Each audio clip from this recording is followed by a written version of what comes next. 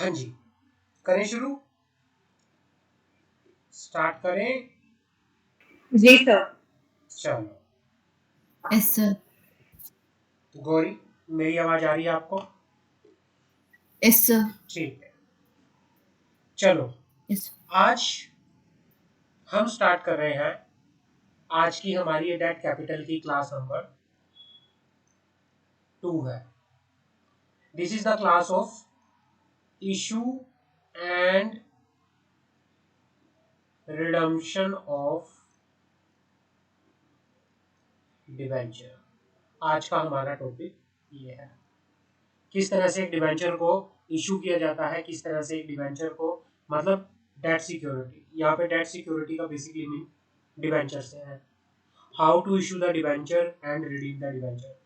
Section जो है companies act का, दिस इज सेक्शन हमारे पास कंपनीज एक्ट का है 71। सेक्शन 71 बात करता है डिवेंचर्स के बारे में ऑफ द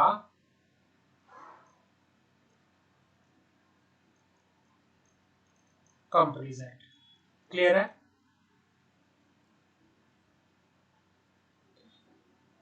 अब बात करते हैं सेक्शन 71 सबसेक्शन 1 की। Section 71 subsection 1 of the companies act state that company में issue debenture with an option to convert such debenture into share either wholly or part at a time of redemption। एक company क्या कर सकती है? Debenture issue कर सकती है with an option to convert. Debenture को इशू करते टाइम वो डिवेंचर होल्डर को ऑप्शन दे सकती है कि आप अपने डिवेंचर्स को या तो पूरी तरह से या पार्ट में eight the time of redemption, जो मैच्योरिटी पीरियड आएगा उसको अपने शेयर में भी कन्वर्ट करा सकते हो। Further, the issue of debenture with an option to convert such debenture into share wholly or partly shall be approved by the special resolution at the time of general meeting।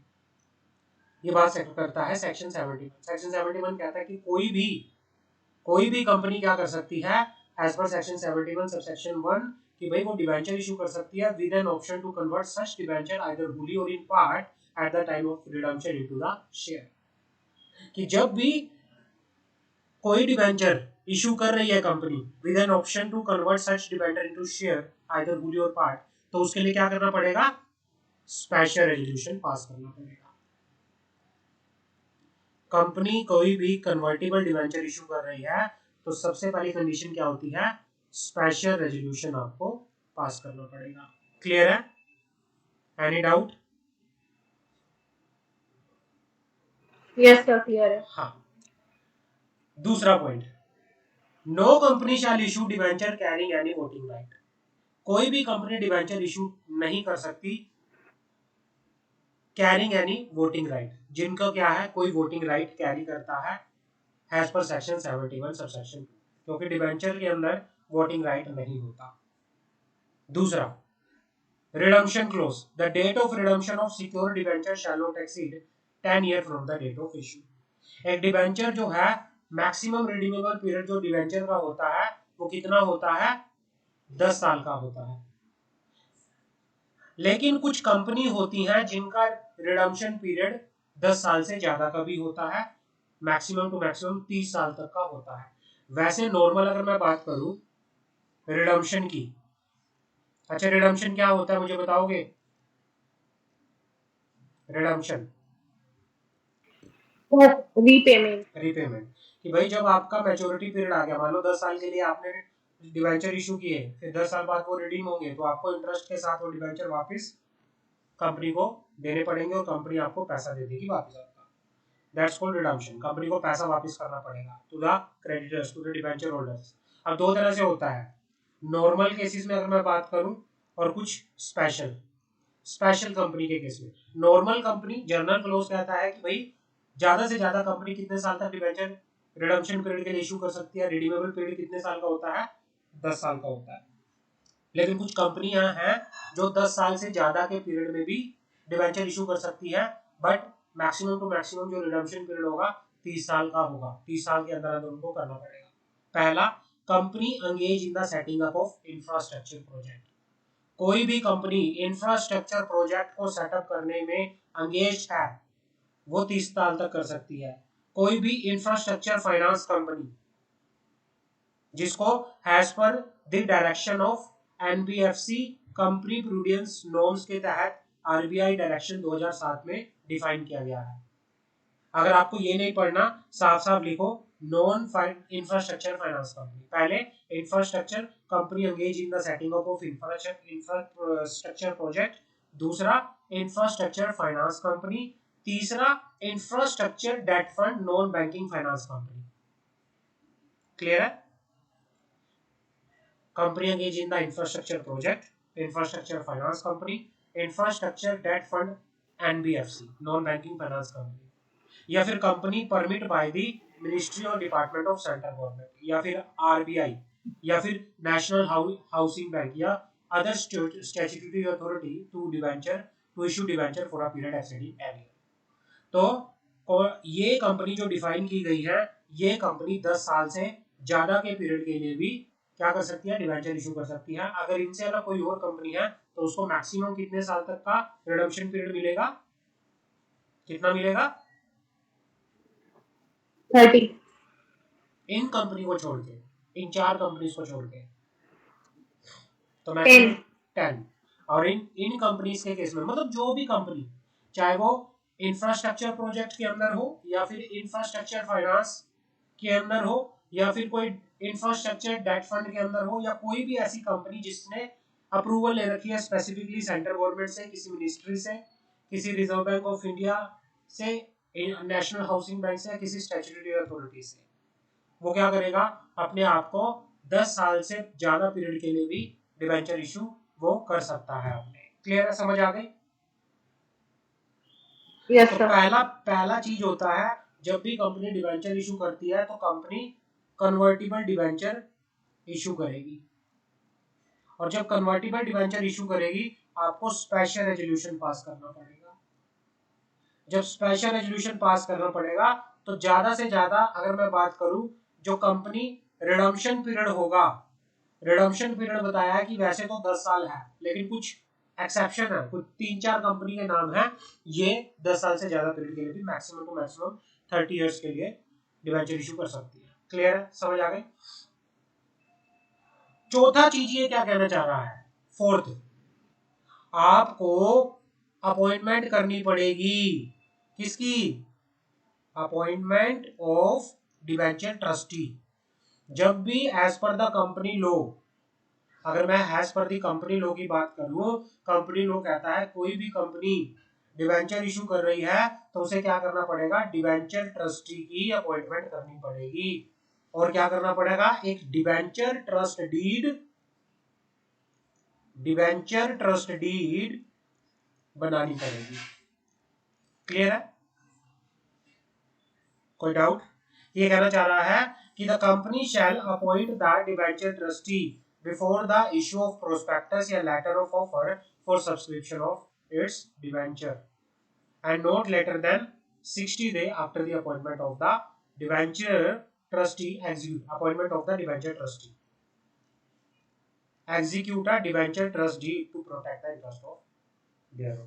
ये कहना चाह रहा है कि भी जब भी कंपनी डिवेंचर इशू करना चाह रही है तो उससे पहले क्या होगा, जब भी कोई सिक्योरिटी कंपनी इशू करती है तो प्रोस्पेक्टस इशू करती है। प्रोस्पेक्टस इशू करने से पहले कंपनी को क्या करना पड़ेगा, एक डिवेंचर ट्रस्टी अपॉइंट करना पड़ेगा, और अपॉइंट करने के 60 डेज के अंदर अंदर एक डिवेंचर ट्रस्ट डीड एग्जीक्यूट करनी पड़ेगी। क्लियर है? समझ आ गई? तो ये फोर्थ पॉइंट हो गया है, आपको डिवेंचर ट्रस्टी की अपॉइंटमेंट करनी पड़ेगी और डिवेंचर ट्रस्ट डीड भी एग्जीक्यूट करनी पड़ेगी। कोई doubt? Gauri, Mansha, Saurabh? No sir. No sir. Okay, no sir. Okay dear, अब आगे बढ़ते हैं। Creation of security, creation of security. अब सिक्योरिटी की बात करते हैं। जब भी डिवेंचर, कंपनी लोग कहता है कि भाई जब भी कोई कंपनी डिवेंचर इशू करेगी तो वो सिक्योरिटी भी क्रिएट करेगी, सिक्योर करवाएगी अपने डिवेंचर्स को। कैसे सिक्योरिटी क्रिएट होगी? बाय क्रिएटिंग द चार्ज, आपको चार्ज क्रिएट करना पड़ेगा। In terms of rule 18 sub rule 1 clause B of the company share capital and debenture rule 2014, an issue of secured debenture shall be secured by the creation on the charge on the property or asset of the company. जब भी company secured debenture issue करेगी तो क्या करेगी company? Charge create करेगी किस पे?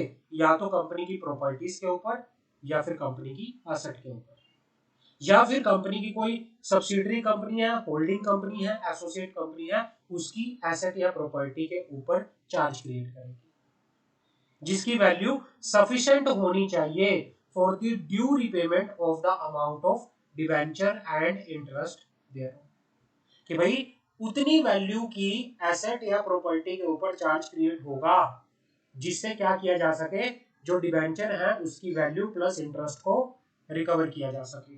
अगर आप कोई भी कंपनी सिक्योर डिवेंचर इशू करती है तो सिक्योरिटी क्रिएट करनी पड़ेगी, चार्ज क्रिएट करना पड़ेगा। समझ आ गई? Any doubt? Sir, once again, No, sir, sir. this point. हाँ, मैं बताता हूँ Gauri. In this case Okay, sir. what I'm trying to tell you that as per the provision of the Companies Act, let's say on a company ABC Limited, there is a company ABC Limited. Company is going to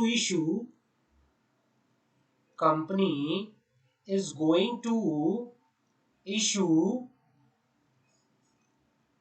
debentures, secured debentures. In case of secured debenture, what will the company will do? Company will create a charge as a security. How you will say your debenture are secured? How you will say? Once the company will create a charge. मान लो आपने bank से loan लिया, loan लेने के बदले में आपने अपनी कोई प्रॉपर्टी को गिरवी रख दिया। Same in the case of debenture, आपने डिबेंचर्स होल्डर से पैसा लिया और उनको सिक्योर करने के लिए आपने अपनी प्रॉपर्टी को प्लेज करवा लिया, हाइपोथिकेट करवा लिया। It means you have to create the security, you have to create the charge on the asset of the company. या तो कंपनी की अपनी खुद की एसेट या प्रॉपर्टीज के ऊपर, या कंपनी की कोई सब्सिडरी कंपनी है या होल्डिंग कंपनी है या एसोसिएट कंपनी है, उसकी प्रॉपर्टी के ऊपर या एसेट के ऊपर उसकी वैल्यू इतनी होनी चाहिए जिससे आप क्या कर सको कि अगर आपको डिबेंचर होल्डर का पैसा वापस करना पड़े या फिर साथ में इंटरेस्ट पे करना पड़े तो उस एसेट को बेचकर रिकवर किया जा सके। Any doubt? No, sir, clear. Saurabh, Mansha? Clear है sir? No sir. Okay, Yes, sir. Clear है। ठीक है। नाउ आगे बढ़ते हैं। अब चार्ज कैसे क्रिएट होता है, किस तरह से बात करते हैं। इन terms of rule 18 sub rule 1 clause D of the company share capital and debenture rule 2014, the security for the debenture by way of charge or mortgage shall be created in favour of debenture trustee. Created आएगा यहाँ पे, created in favour of debenture trustee. जो charge create किया जाता है, charge create किया जाता है वो किसके फेवर में क्रिएट किया जाता है? डिवेंचर ट्रस्टी के फेवर में क्रिएट किया जाता है।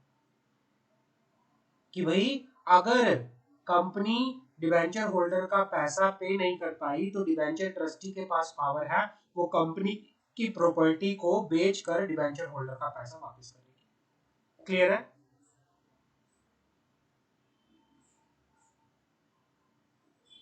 Any doubt? ये कहना चाह रहा है No, कि जो sir. चार्ज कंपनी क्रिएट करेगी on the debenture of the company, वो किसके फेवर में क्रिएट करेगी? डिवेंचर ट्रस्टी के फेवर में क्रिएट करेगी।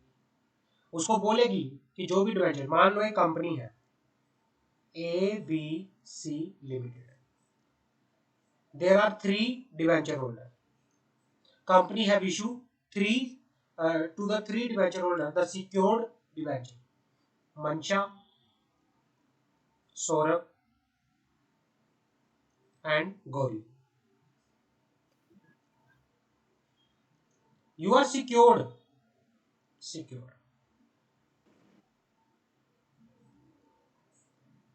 You are secured. आप सिक्योर्ड हो, आप सिक्योर्ड डिवेंचर हो। अब सिक्योर्ड डिवेंचर जब आप हो तो कंपनी को क्या करना पड़ेगा? कंपनी को अपनी किसी एसेट के ऊपर चार्ज क्रिएट करना पड़ेगा। मान लो कंपनी ने कोई डिबेंचर ट्रस्टी अपॉइंट किया, कोई ट्रस्टी अपॉइंट किया, डिबेंचर ट्रस्टी कौन, मान लो सौरभ को अपॉइंट किया, सौरभ को अपॉइंट किया। अब कंपनी ने सौरभ के फेवर में चार्ज क्रिएट कर दिया, सौरभ को बोला अगर हम किसी भी डिबेंचर होल्डर का पैसा पे नहीं कर पाए, you have right to sell my asset and repay the money to the debenture. तो डिबेंचर ट्रस्टी क्या करेगा, आपके बिहाफ पर एसेट को बेचेगा और आप लोगों का पैसा वापस कर देगा। क्लियर है, समझ आ गई?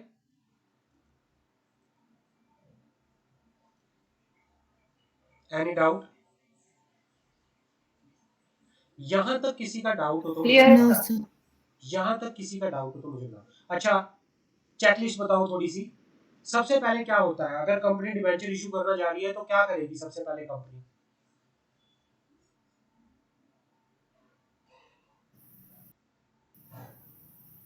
कंपनी डिबेंचर इशू करना चाह रही है, कोई भी कन्वर्टिबल डिबेंचर इशू करना चाह रही है तो क्या करना पड़ेगा कन्वर्टिबल डिबेंचर इशू करने के लिए? Special resolution. Special resolution, Sir, special resolution pass special होगा. रेजोल्यूशन पास करना पड़ेगा।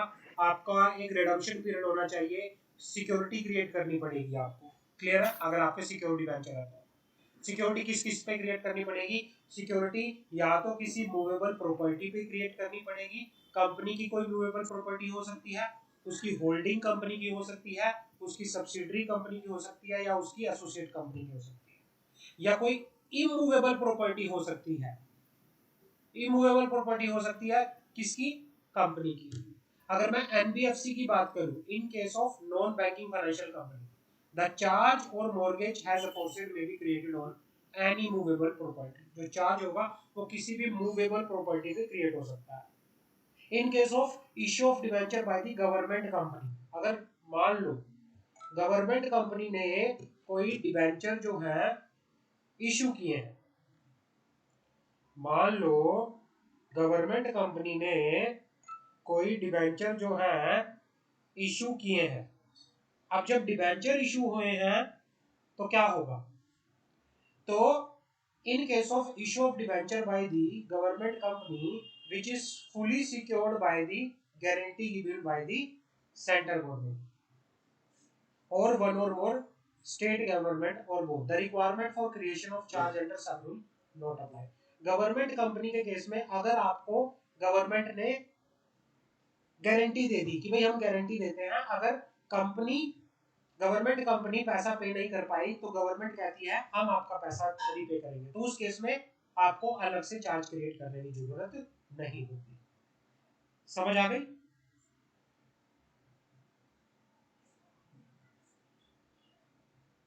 Yes, sir. हाँ, जी सर. यहां तक किसी का डाउट हो? मान लो एक कंपनी थी A limited, A limited holding company थी, उसके नीचे कोई बी लिमिटेड थी, बी लिमिटेड ये सब्सिडरी कंपनी थी। अच्छा, होल्डिंग और सब्सिडरी का रिलेशन पता है? What is holding company, what is subsidiary company? जी सर. Yes, sir. है किसी को डाउट? सो होल्डिंग कंपनी क्या होता है, सब्सिडरी कंपनी क्या होता है? सौरभ कोमानी, सौरभ कोमानी को पता है? No, sir. Yes, sir. हाँ, Saurabh Jha. Holding company means company holding share. Holding company means कि भाई कंपनी जो दूसरी कंपनी के अंदर more Holding than share. 50% paid up share capital या फिर कंट्रोल उसको होल्ड करती है, या किसी भी तरह से बोर्ड ऑफ डायरेक्टर के ऊपर कंट्रोल करती है, तो वो होल्डिंग कंपनी होती है। समझ आ गई मेरी बात? या वोटिंग राइट 50% से ज्यादा होल्ड Okay. करती है। मान लो कोई होल्डिंग कंपनी थी, उसके नीचे कोई बी लिमिटेड सब्सिडरी कंपनी थी। अब इस बी लिमिटेड ने कोई डिबेंचर इशू किए, इसने कोई डिबेंचर इशू किए। अब इसने डिबेंचर इशू किए हैं तो ये क्या कर सकती है? ये अपने डिबेंचर के बदले में चार्ज क्रिएट कर सकती है on the asset of holding company. B limited holding company की एसेट और प्रॉपर्टी के ऊपर चार्ज क्रिएट कर सकती है। क्लियर है? In case of loan by a subsidiary company from any bank or financial institution, the charge on the mortgage may also be created on the property or of the or asset of the holding company. यहां तक किसी का कोई doubt हो तो मुझे बताओ।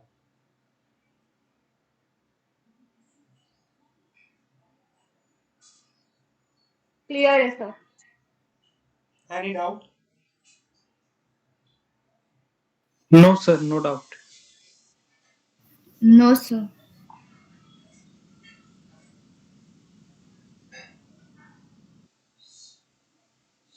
चलो आगे बढ़ते हैं।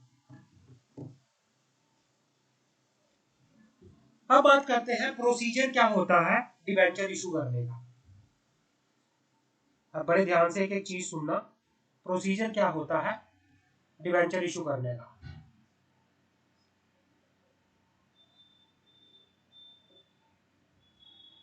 Procedure for issue of debenture. सबसे पहले क्या होगा, वैल्यूएशन रिपोर्ट आप लोगे रजिस्टर्ड वैल्यू से। सबसे पहले जब भी कंपनी डिबेंचर इशू करती है तो एक वैल्यूएशन आता है कि कितने रुपए के डिबेंचर इशू होंगे, वैल्यूएशन होता है सिक्योरिटी का। तो सबसे पहले आपको वैल्यूएशन कराना पड़ता है, कितना पैसा हमें रिक्वायर्ड है, क्या वैल्यू रहेगी। Obtain a valuation report from the registered valuer with respect to the convertible security to be issue. कि भाई कन्वर्टिबल सिक्योरिटी के केस में कितनी कन्वर्टिबल सिक्योरिटी आपको इशू करनी है, आपको रजिस्टर्ड वैल्यूअर से क्या लेनी पड़ेगी, वैल्यूएशन रिपोर्ट लेने की पहला स्टेप होता है। In case of non convertible debenture there is no deviation of share holding in the share capital of the company. Valuation of security and justification of price are not applicable. लेकिन non convertible के case में सिर्फ valuation कौन सी case में जरूरत पड़ेगा, valuation की requirement किस केस में जरूरत पड़ेगी, अगर आप कन्वर्टिबल सिक्योरिटी इशू करते हैं। Convertible debenture. वैल्यूएशन की जरूरत तब पड़ेगी जब आपकी कन्वर्टिबल सिक्योरिटी हो। तो सबसे पहले आपको ये ध्यान में रखना है, पहला स्टेप आपको ये देखना है कि मुझे कौन सी सिक्योरिटी, किस तरह के डिबेंचर मुझे इशू करने हैं। जब भी प्रोसीजर रहता है डिबेंचर इशू करने का, आपको डिसीजन लेना पड़ता है, मैं कन्वर्टिबल डिबेंचर इशू करूं। अच्छा, कन्वर्टिबल डिबेंचर क्या होते हैं? Sir, जो easily convert हो जाते हैं Convert into equity share. हाँ, जो कन्वर्ट हो जाते हैं इक्विटी शेयर के अंदर। अब आपको डिसाइड करना है कि मुझे नॉन कन्वर्टिबल सिक्योरिटी इशू करनी है या कन्वर्टिबल। अगर आप कन्वर्टिबल सिक्योरिटी इशू करोगे तो उस केस में आपको क्या करना पड़ेगा, वैल्यूएशन करवाना पड़ेगा रजिस्टर्ड वैल्यूअर से। लेकिन नॉन कन्वर्टिबल के केस में वैल्यूएशन ऑफ सिक्योरिटी और जस्टिफिकेशन ऑफ प्राइस की जरूरत नहीं होती। समझ आ गई? तो step number 1, valuation in case if company are issuing the convertible debenture. अगर कंपनी कन्वर्टिबल डिबेंचर इशू कर रही है। क्लियर है? तो सर नॉन कन्वर्टेबल के अंदर वैल्यूएशन करवाना नहीं पड़ेगा हाँ सिक्योरिटी को। हाँ, नॉन कन्वर्टिबल के अंदर वैल्यूएशन की और जस्टिफिकेशन ऑफ प्राइस की एप्लीकेबिलिटी नहीं रहती। समझ आ गए? क्योंकि वहां पे कन्वर्जन नहीं होता, शेयर होल्डर शेयर कैपिटल के अंदर वहां पे कन्वर्जन नहीं होता। लेकिन वहां पे जरूरत नहीं पड़ती, क्योंकि हमें ये भी तो डिसाइड करना है ना कि भाई सिक्योरिटी कितने की इशू होगी और कन्वर्जन के टाइम पे क्या प्राइस होगा, किस प्राइस पे हम कन्वर्ट करेंगे, इक्विटी शेयर की वैल्यू क्या होगी। क्लियर है मेरी बात? जी सर। हाँ। दूसरा स्टेप होता है कंपनी बोर्ड मीटिंग होल्ड करेगी।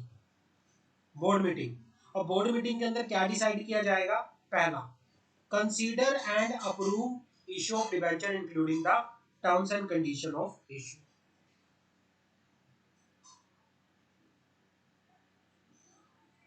क्या होगा, पहला क्या कहना चाह रहा है, hold a meeting of board to consider and approve the, पहला रेजोल्यूशन होगा कि भाई इशू ऑफ डिबेंचर के रिगार्डिंग अप्रूवल ली जाएगी, टर्म्स एंड कंडीशन के रिगार्डिंग अप्रूवल ली जाएगी।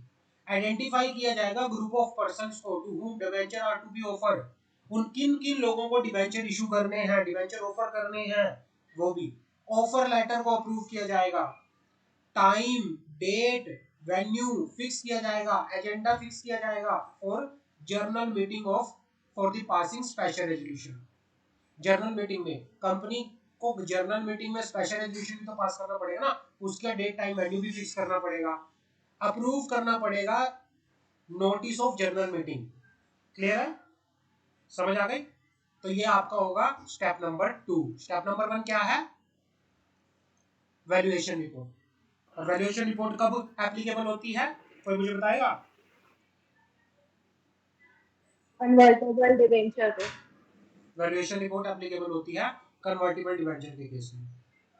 दूसरा, आपको बोर्ड मीटिंग करनी पड़ेगी, स्टेप नंबर 2। और बोर्ड मीटिंग में आपको ये कुछ रेजोल्यूशन पास करने पड़ेंगे। किन किन मैटर से रिलेटेड रेजोल्यूशन पास करने पड़ेंगे? ये मैटर से रिलेटेड। क्लियर है? Yes sir. हाँ। तीसरा, अगर मैं पब्लिक कंपनी की बात करूं, अगर आपकी पब्लिक कंपनी है, in case of public company, copy of board resolution for issue of debenture with ROC is required to be filed by the company. अगर आपकी पब्लिक कंपनी, प्राइवेट कंपनी के case में रेजोल्यूशन फाइल करने की जरूरत नहीं होती।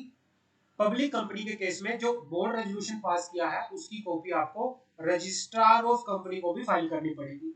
और रेजोल्यूशन कौन से फॉर्म में फाइल किया जाता है? फॉर्म MGT 14 के अंदर। कितने दिनों के अंदर फाइल किया जाएगा ये? 30 डेज के अंदर अंदर from the date of passing. 30 days. जब आपका बोर्ड रेजोल्यूशन पास हो जाएगा उसके 30 दिनों के अंदर अंदर आपको MGT 14 फॉर्म ROC में फाइल करना पड़ेगा। समझ आ गई? कोई doubt? No, sir. Yes sir, clear है। क्लियर है आगे सर। बढ़े।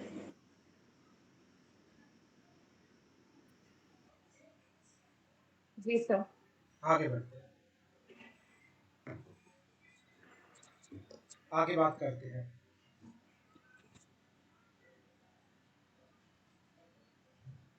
फिर होगी जनरल मीटिंग आपकी, फिर होगी आपकी जनरल मीटिंग। यहाँ तक बोर्ड मीटिंग का मैटर क्लोज हो गया। आपने आरओसी में फॉर्म भी फाइल कर दिया अगर आपकी पब्लिक कंपनी।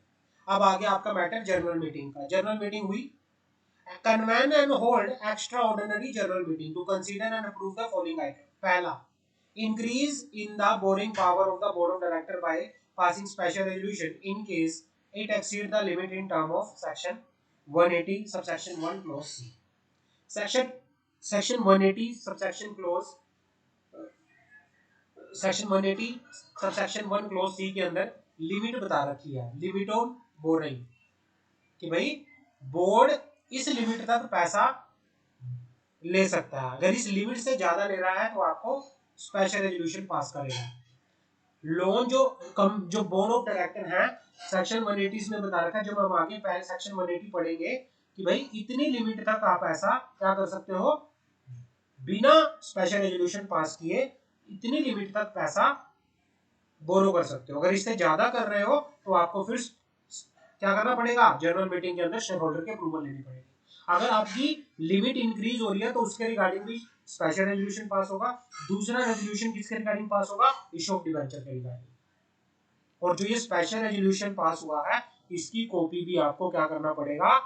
MGT 14 फॉर्म के अंदर with in a period of 30 days जब स्पेशल रेजोल्यूशन पास हो जाएगा आपको ROC में फाइल करनी पड़ेगी।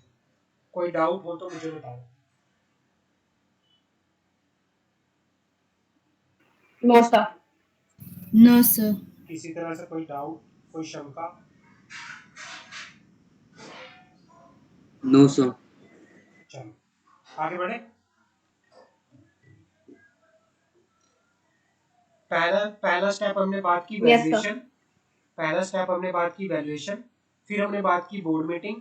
बोर्ड मीटिंग के बाद जो रेजोल्यूशन पास होगा उसकी कॉपी, बोर्ड रेजोल्यूशन की कॉपी अगर आपकी पब्लिक कंपनी ROC में फाइल होगी MGT 40 फॉर्म में, फिर जनरल मीटिंग होगी, उसके बाद स्पेशल रेजोल्यूशन जो पास होगा उसकी कॉपी भी ROC में फाइल होगी। यहाँ तक क्लियर है?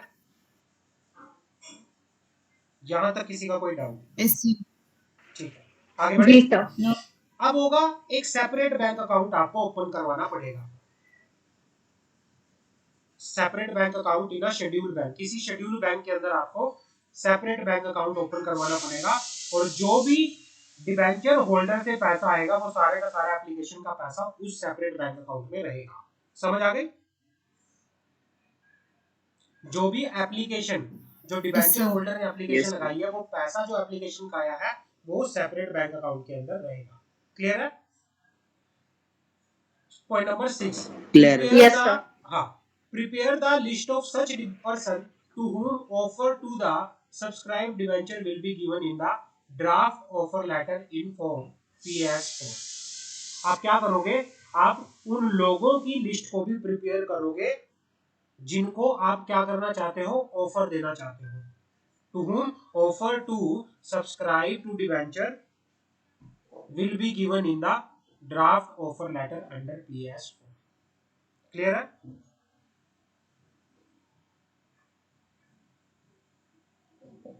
आप एक लोगों की लिस्ट भी बनाओगे, लिस्ट कौन कौन से पर्सन की, उन पर्सन की जिनको आपने ऑफर दिया है, to whom offer to subscribe, जिनको आप ऑफर दोगे उनकी लिस्ट भी बनाओगे। The offer letter shall be accompanied by the application form serially numbered. उसके बाद एक जो ऑफर लेटर है उसके साथ एक एप्लीकेशन फॉर्म भी आप लगाओगे, सीरियली नंबर होना चाहिए। And address specifically to person to whom the offer is made. जो लिस्ट बनाई है सिर्फ उन्हीं को ही वो ऑफर लेटर भेजा जाएगा। फिर आप डिस्पैच करोगे ऑफर लेटर।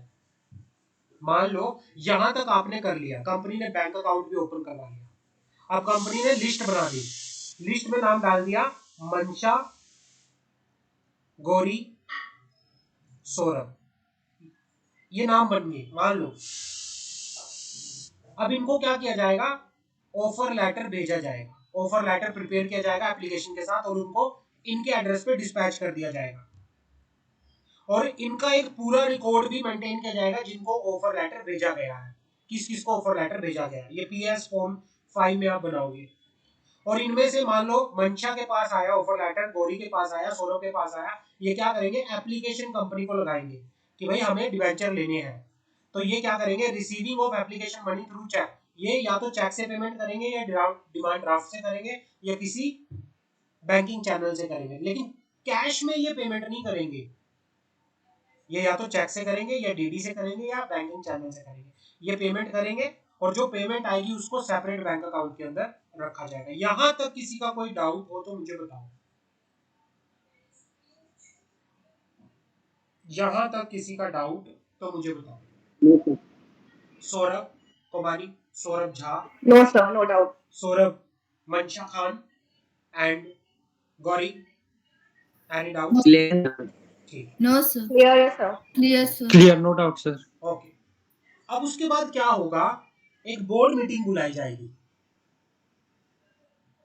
जैसे ही आपके पास सब्सक्रिप्शन मनी आ जाएगी, एप्लीकेशन मनी आ जाएगी, एप्लीकेशन मनी आ जाने के 60 डेज के अंदर अंदर एक बोर्ड मीटिंग दोबारा से बुलाई जाएगी जिसमें कंसीडर किया जाएगा अलॉटमेंट ऑफ डिबेंचर, कि भाई जिन जिन की एप्लीकेशन आई है उनको अलॉटमेंट भी करनी है डिबेंचर की। अप्रूव किया जाएगा ड्राफ्ट एग्रीमेंट को for creation of charge and authorising the director for signing the same. But अगर आपकी सिक्योरिटी, आपके सिक्योर डिबेंचर है तो आपको चार्ज भी क्रिएट करना पड़ेगा, और चार्ज क्रिएट करने के लिए एग्रीमेंट होता है। उस एग्रीमेंट को अप्रूव करने के लिए आपको बोर्ड मीटिंग में रेजोल्यूशन पास करना पड़ेगा और किसी डायरेक्टर को भी ऑथराइज करना पड़ेगा कि भाई जो साइन कर सके उसको। क्लियर है? Approval of debenture trust deed, जो डिबेंचर ट्रस्ट डीड बनी है उसको भी अप्रूव किया जाएगा। Issue of debenture certificate and authorise to director and a person to sign the same. तो भाई आप जब आपके पास एप्लीकेशन मनी आ जाएगी, गौरव, मंशा, सौरभ, मंशा एंड गौरी ने जो एप्लीकेशन मनी दी, 60 डेज के बाद जैसे ही रिसीव हुआ उसके 60 डेज के अंदर आपको बोर्ड मीटिंग दोबारा से करनी पड़ेगी। आपको देखना पड़ेगा कि हमें अलॉटमेंट किसको करनी है। अगर सिक्योर्ड डिबेंचर है आपके तो चार्ज क्रिएट करना पड़ेगा, तो उसके लिए एग्रीमेंट आपको अप्रूव करना पड़ेगा। Debenture trust deed SS12 form के अंदर होती है, उसको भी अप्रूव करना पड़ेगा। डिबेंचर सर्टिफिकेट इशू करने पड़ेंगे तो उसको भी अप्रूव करना पड़ेगा, और उसमें 2 डायरेक्टर एक पर्सन को ऑथराइज करना पड़ेगा कि वो साइन करे डिबेंचर सर्टिफिकेट। क्लियर है? यहां तक क्लियर है? कोई डाउट? No, sir. हाँ, जैसे ही कंपनी ने बोर्ड रेजोल्यूशन पास किया for regarding the charge creation, your charge has been created, आपका चार्ज क्रिएट हो जाता है, और चार्ज क्रिएट होने के 30 डेज के अंदर अंदर you have to file form CHG9 to the ROC। जैसे ही बोर्ड मीटिंग के अंदर आपका चार्ज क्रिएट हो जाता है, आपको चार्ज क्रिएट होने के 30 दिन के अंदर अंदर CHG9 फॉर्म क्या करना पड़ेगा, फाइल करना पड़ेगा। CHG9 फॉर्म किस लिए होता है, for creation of charge on the debenture, creation of charge on the debenture in case of secure debenture. और जैसे ही आपका अलॉटमेंट अप्रूव हो जाएगा तो आपको जैसे ही अलॉटमेंट होगा 15 दिन 50 day from the date of allotment आपको फॉर्म PS3 फाइल करना पड़ेगा। यहां तक किसी का डाउट हो बच्चों तो मुझे बताओ, किसी का कोई डाउट, किसी की कोई शंका, किसी की कोई मंशा, किसी की कोई डाउट बहुत बड़ा कि सर कोई समझ बात नहीं आ रही, नो दोबारा से सर। बताओ। क्लियर है सर। ठीक है, आगे बढ़े। Yes sir. जी सर। ठीक है, जी सर। यस आगे बढ़ो। आगे बढ़ते हैं। फिर आपको क्या करना पड़ेगा, जब आपका सारा काम ये हो जाएगा फिर आपको डिबेंचर होल्डर का एक रजिस्टर मेंटेन करना पड़ेगा जो कि MGT2 फॉर्म के अंदर होता है।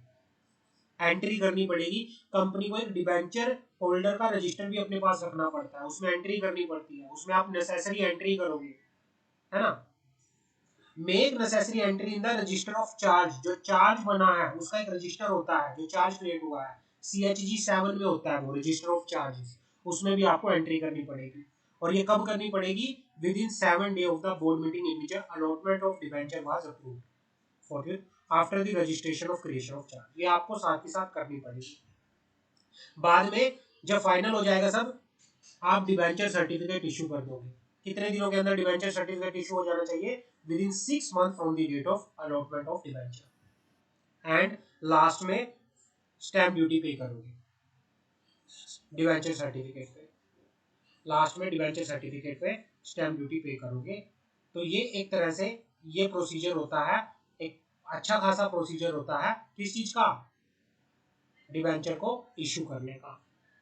कोई डाउट, प्रोसीजर में किसी का कोई डाउट हो तो मुझे बताओ कि सर बहुत बड़ा डाउट है, नो सर, नो डाउट। कोई समझ नहीं आ रहा सर, दोबारा से समझा दो। आगे बढ़े, क्या हम आगे बढ़ सकते हैं या नहीं बढ़ सकते, जी सर। चलो yes sir. Yes sir. Okay. अब हमारे पास आता है रिडम्पशन ऑफ डिबेंचर। ऊपर तो हमने बात की थी इशू ऑफ डिबेंचर की, अब बात करेंगे रिडम्पशन ऑफ डिबेंचर के बारे में। Redemption of debenture,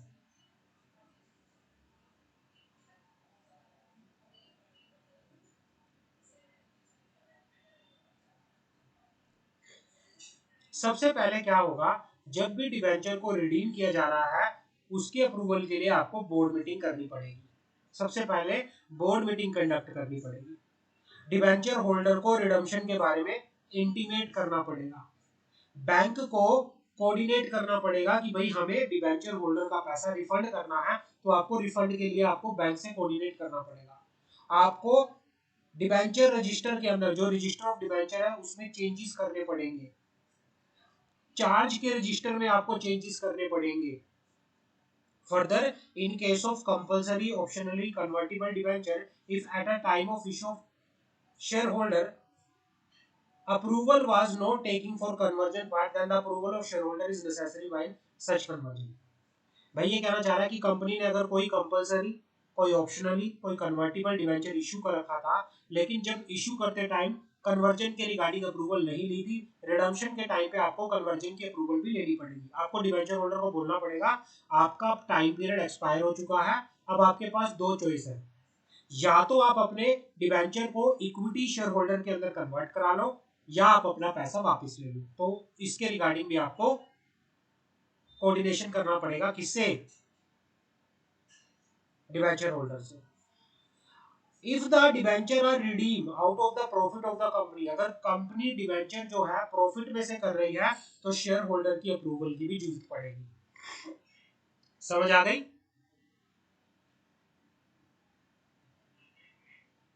yes sir. The redemption of secure जी debenture sir. not to exceed 10 year from the date of issue date।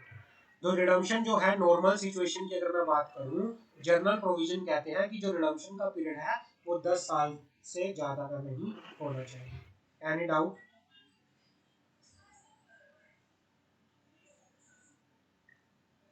Any doubt? No sir. आगे बढ़े।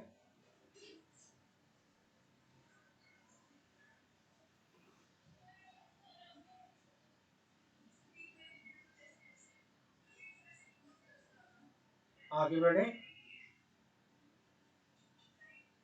Yes sir. चलो जी सर। आगे बढ़ते। यहां तक किसी बच्चे का कोई डाउट हो तो मुझे बताओ, फिर हम आगे बढ़ेंगे।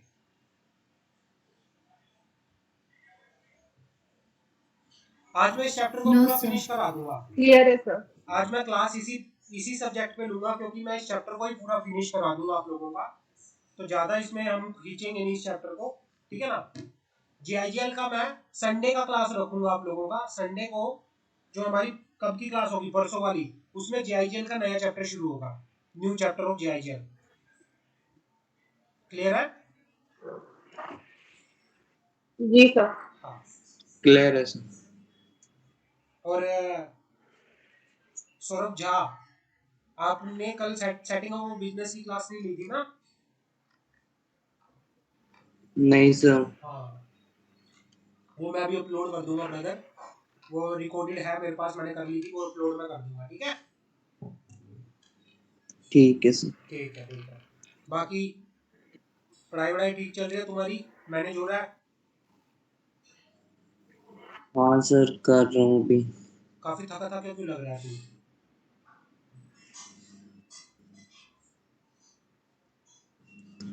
ऐसे सर। मजा नहीं आ रहा क्या बिल्कुल भी लाइफ में?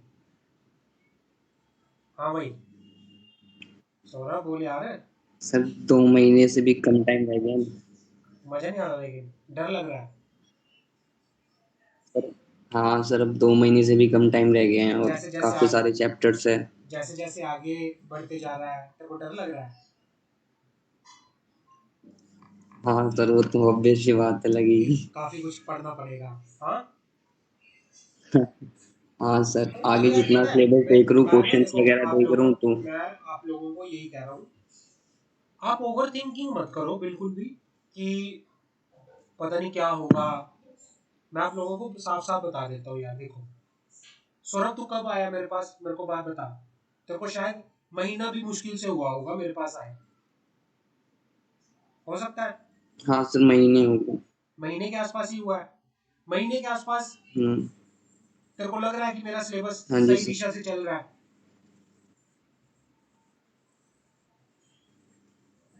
सही चल रहा है अभी तक तो। हाँ, क्योंकि मैंने तेरे को पहले भी बोला था, मैंने सबको ही बोला था, क्योंकि आप वो बच्चे हो जो मेरे पास लेट आए हो।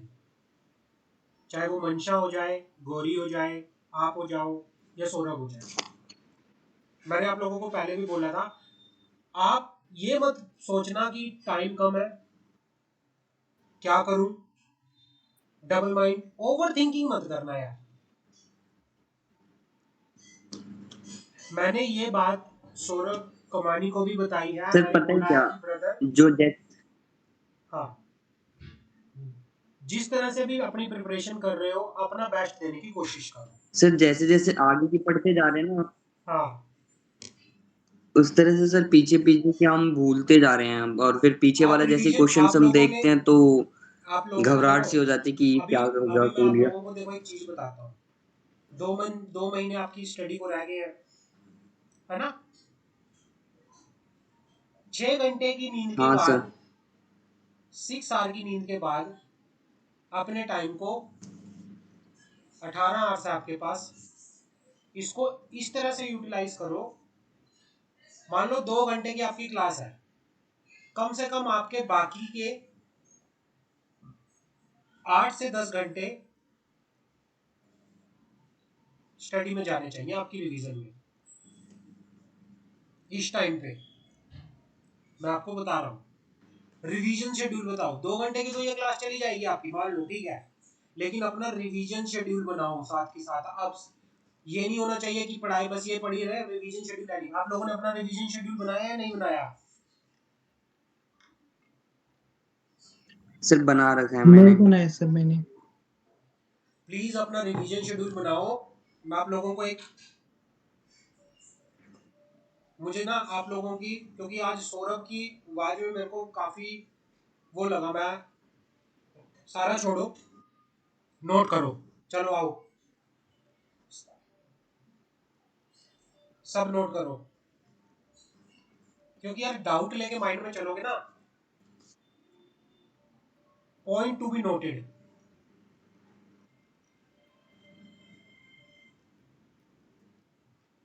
Point to be noted. First thing,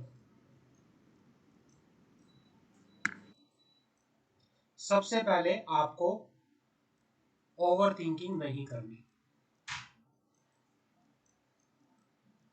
over thinking नहीं करनी, गोली मारो।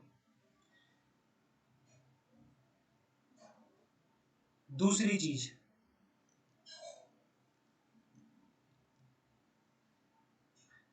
हम बस ये सोच के चलो मुझे मेरा बेस्ट देना है। Give your best. जितना मेरा पोटेंशियल है इस टाइम पे देने का, जितना मेरा टाइम है और उस पोटेंशियल में मैं जितना दे सकता हूं उतना अपना पूरा पोटेंशियल यूज करो। तीसरा स्टेप,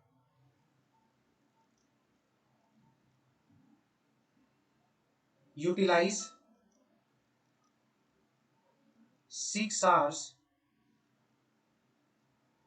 फॉर योर रेस्ट। 6 घंटे अपनी रेस्ट को दो। अब आ जाओ चौथी चीज, आपके पास 18 घंटे हैं। अब 18 घंटे आपको इनका बेस्ट यूटिलाइजेशन करना है।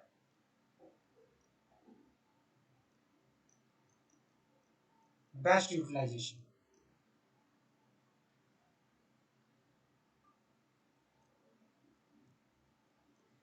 यार आप लोगों को तो चलो आप कहीं ना कहीं सिलेबस में आगे तो बढ़ते जा रहे हो। सौरभ कोमानी तो मेरे पास अब आया है और मैंने स्पेशली पूछा सौरभ कोमानी से कि सौरभ कब दे रहे हो आप अटेम्प्ट। सौरभ ने कहा कि सर मुझे देना है दिसंबर के अंदर। मैं कहा यार दिसंबर के अंदर आपने कोई पढ़ा है पहले। सर सौरभ ने कहा कि सर एक तरह से मैं टोटली फ्रेशर हूँ, मैंने अभी तक कुछ भी नहीं पढ़ा, बस इधर उधर से थोड़ी बहुत ही यूट्यूब पे वीडियो देखी है, बाकी मैंने एक तरह से मैं फ्रेशर हूँ, नहीं पढ़ा लेकिन प्रिपेयर कर रहा है। मैंने सौरभ को स्पेसिफिकली बोला देखो सौरभ आपके पास टाइम कम है बट फिर भी आप पढ़ो, आपको लगता है कि मैं कर सकता हूँ, मैं नहीं कहता कि आप ना करो, आपसे नहीं हो पाएगा, मैं ये नहीं कहूंगा कि आपसे नहीं हो पाएगा। आप अपनी पोटेंशियल का यूज करके अपने आप को ये देखो कि मैंने कितना पढ़ा था और अगर मैं इतना पढ़कर इतने ले सकता हूँ तो आगे आपका कोई ना कोई कॉन्फिडेंस बिल्ड होगा होगा जून के अंदर। मेरा फोकस स्पेशली सौरभ कोमानी,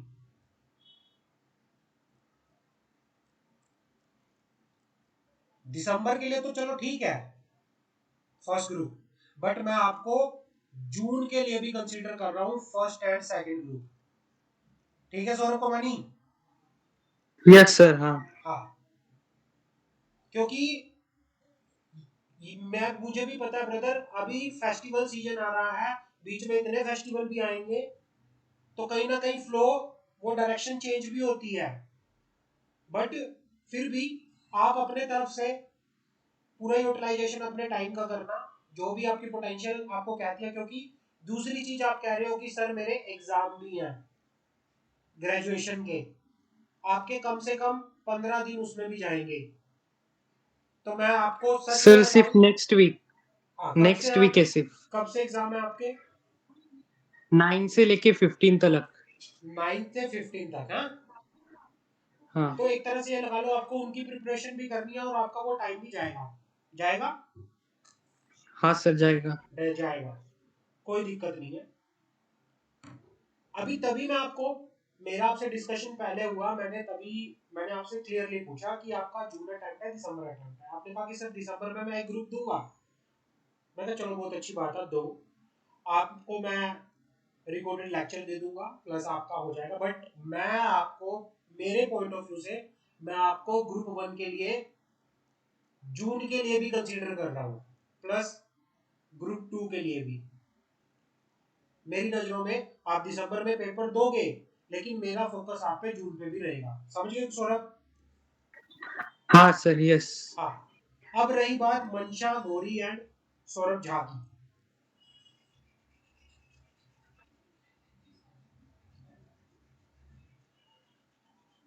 अब बात कर लेते हैं मंशा, सौरभ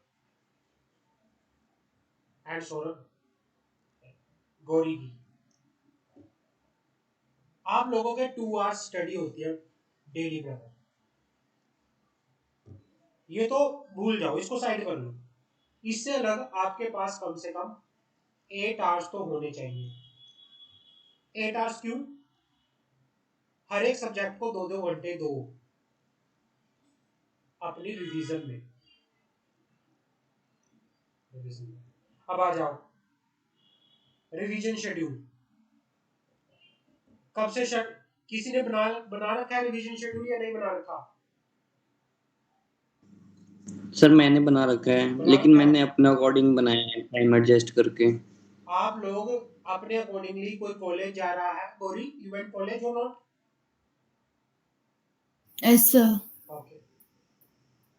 मंशा, तुम कॉलेज जाती हो? जी सर। जी सर।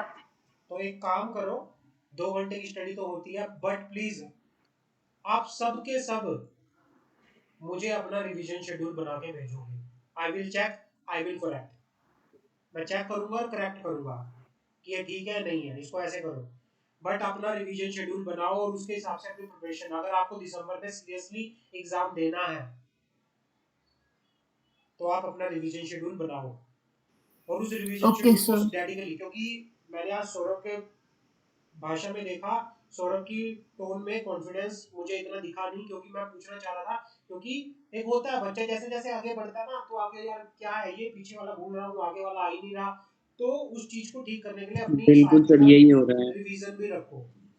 आपको लगता होगा कि मुझे क्लास में एकदम से सारा समझ आ रहा है, बट जब बाद में मैं जाता हूँ तो दिमाग से उड़ जाता है। क्यों उड़ जाता है? कि उसके लिए अपना शेड्यूल, अपने रिवीजन को प्रॉपर्ली स्ट्रॉन्ग रखो साथ के साथ। क्लियर है? Yes sir. सर जी याद सर। कर लेते हैं, लेकिन वो पीछे का फिर से दोबारा से जब हम थोड़े दिनों बाद देखते हैं तो वो माइंड से पूरा फॉरगेट रहता है तो वो। यार ये सबके साथ होता है, ये नेचुरल है। हम कोई मशीन नहीं है, हम ह्यूमन बीइंग्स है। हमें प्रैक्टिस करनी पड़ती है, रिवीजन करनी पड़ती है चीजों को याद करने के लिए। ये आपके साथ ही नहीं होता, ये सबके साथ होता है। ये मेरे साथ भी बहुत होता था।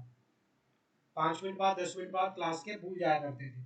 कैसे रिटेन होता है? प्रैक्टिस क्यों की जाती है, रिवीजन क्यों की जाती है? The more you will do the practice, you will be become more stronger then earlier.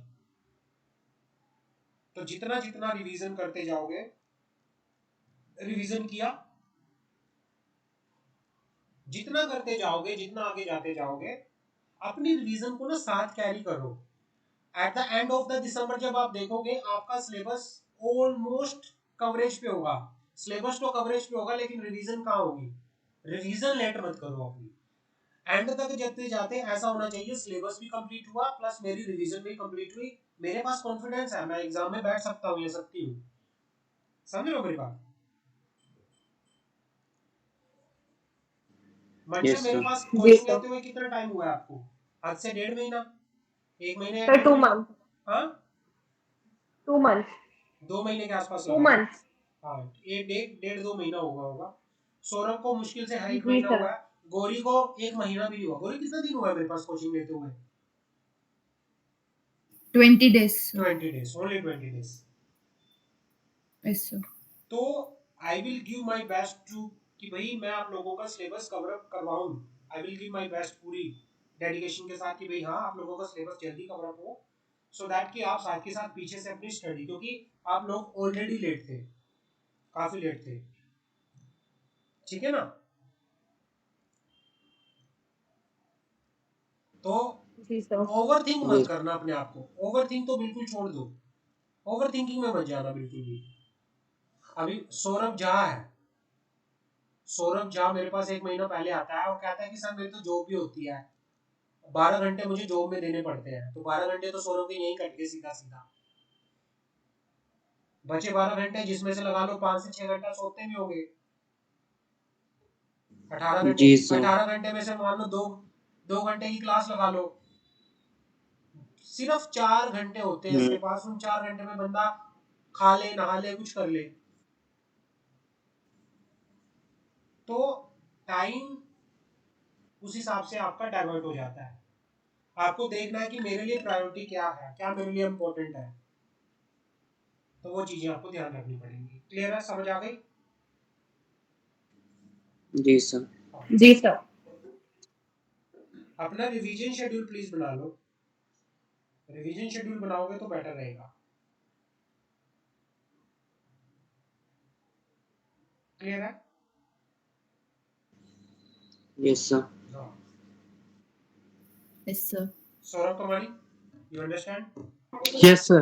हाँ, हाँ. आप भी अपनी चीजें दिसंबर में, आप देखो एग्जाम तो दे रहे हो दिसंबर में, मुझे पता है, मैं तो चाहता हूँ दिसंबर में आप भी पास हो जाओ, बट आई विल फोकस कि भाई मैं आपको एक जून पॉइंट ऑफ व्यू से ही कंसीडर करूंगा ब्रदर, क्योंकि 2 महीने में मैं आपको ये कह दूं कि आपका पता नहीं आप कर लोगे, आपका सिलेबस, आप कितने इंटेलिजेंट हैं, आपकी कितनी पोटेंशियल है, वो आपके ऊपर है सारे का सारा। ऐसा नहीं है बच्चे करने को, अब बच्चों की अपनी एक स्मार्टनेस होती है करने की, बच्चा कर भी लेता है, आधे आधे बच्चे कुछ भी कर लेते हैं यार, होने को कुछ भी हो सकता है, लेकिन जिस हिसाब की सीएस की पढ़ाई है, तो उस हिसाब से मैं उस पढ़ाई को ध्यान में रखते हुए आपको मैं बोल रहा हूँ कि भाई पढ़ाई आप करो, दिसंबर में एग्जाम देना, बट भाई मैं ये नहीं है कि दिसंबर में एग्जाम देने के बाद आपको ये कह दूं कि यार तुमने तो दिसंबर के लिए मेरे से कोचिंग रखी थी, अब मैं आगे आपको फर्दर नहीं पढ़ाऊंगा, लेकिन मैं आपको जून के लिए कंसीडर करूंगा ब्रदर। अगर तुम मेरे पास आए हो, मैं ये नहीं कहूंगा कि तुमने तो सिर्फ दिसंबर के लिए मेरे पास रजिस्ट्रेशन कराया था अपने ग्रुप 1 का, अब जून के लिए नहीं, आप जून के लिए भी मेरे पास वैलिड हो। क्लियर है? Okay, sir. Thank you. क्योंकि मैं आपको उस नजरिए से देख रहा हूँ। ठीक है? Yes, yes. किसी का कोई डाउट हो तो Gauri, any doubt dear? No, no, sir. कुछ दिल के अंदर कोई मंशा? गौरी हुआ मैसेज नहीं है ना, कल आपने कुछ मुझे मैसेज किया था, मैंने देखा नहीं यार उसको, आपने कुछ म्यूचुअल फंड के रिगार्डिंग मुझे मैसेज किया था ना? Yes, sir. I have downloaded Grow app, sir, and I made account also, sir. Account and I have invested 100 rupees for 1 year, sir. No issue dear, no In issue. SIP. Yeah, that's what I sent, sir. हाँ, मैं एक बार बात कर लूंगा आपसे, ठीक है, इसके बारे में। Okay, sir. Okay. चलो आगे बढ़े। जी सर। Yes sir. अब आते हैं conversion of debenture into share. Conversion of debenture into share. Section 71, subsection 1 of the Act state that the issue of debenture within the option to convert such debenture into share, wholly or partly, shall be approved by the special resolution at a general meeting. Same जो हमने ऊपर पढ़ा था, same वही बोल रहा है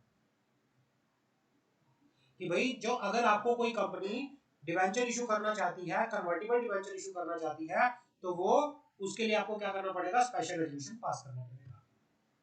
There being no prescribed rule under the Companies Act governing the procedure for the same, hence the provision of section 42 and 62 of the Companies Act read with applicable rule governing the provision of issue of share security must be taken into consideration. ये कहना चाह रहा है कि debenture को issue करने का कोई अलग से प्रोसीजर नहीं है, आपको कंपनीज एक्ट के जो शेयर के रिगार्डिंग प्रोविजंस हैं 42 62 सेम टू सेम डिबेंचर पे भी एप्लीकेबल होते हैं। क्लियर है? और वो हमने ऊपर बात कर लिया प्रोसीजर की। यहां तक किसी का डाउट है?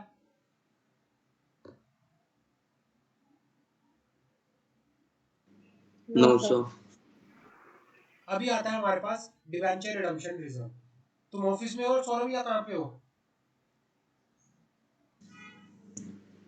सर अभी घर पे ही हूँ। यार इतना मर मर के मत बोला करो यार, अच्छे से एंजॉय करके बोलो, कोई टेंशन वेंशन लेने वाली बात नहीं है, अपना आराम से पूरा फोकस्ड होकर पढ़ाई जोरदार स्टडी करते रहो, साथ के साथ पेल पूरा स्पीडली अपना जो भी है जैसे भी उस हिसाब से करते रहो चीजें। एक काम करो ना, यस सर। अगर मैनेज नहीं हो रहा तो कुछ टाइम के लिए अगर कर सकते हो, मैं ये नहीं कह रहा हूँ कि देखो यार सबकी अपनी अपनी मजबूरी होती है, अपना, क्योंकि 12 घंटे तो आपके ऑफिस में ही चले जाते हैं, तो वहां से अगर आपको छुट्टी मिल सकती है तो आप ट्राई कर लो, देख लो। सिर्फ बात करी थी, उन्होंने मना ही कर दिया था। मना कर दिया? देखो यार, वो तो फिर, क्योंकि 12 घंटे बहुत बड़ी चीज है ब्रदर, ये एक स्टूडेंट के लिए 12 घंटे स्टूडेंट का एग्जाम के दिनों में वेस्ट होना बहुत बड़ी बात है, क्योंकि ये 12 घंटे आप बैठ के अपनी खुद की पढ़ाई पे भी लगा सकते हो ना, क्योंकि टाइम कम है, फिर उसके बाद हाँ आपके सर। दिन के 12 घंटे ऐसे ही जा रहे हैं, तो वो भी आपको कंसिडर करना पड़ेगा, उस टाइम की मैनेजमेंट आपको खुद करनी पड़ेगी ब्रदर। क्लियर है? जी सर, वो देखता हूँ मैं। हाँ सर, वो करता हूँ मैं कुछ। तो एक बार आप देख लो जैसे भी है, पर ओवर थिंक प्रेशर में मत आना, जैसा भी आपको ठीक लगे उस हिसाब से देखना, ठीक है ना ब्रदर? अब आता है हमारे पास debenture redemption yes sir. Reserve, DRR, debenture redemption reserve. क्या होता है डिवेंचर रिडम्पशन रिजर्व?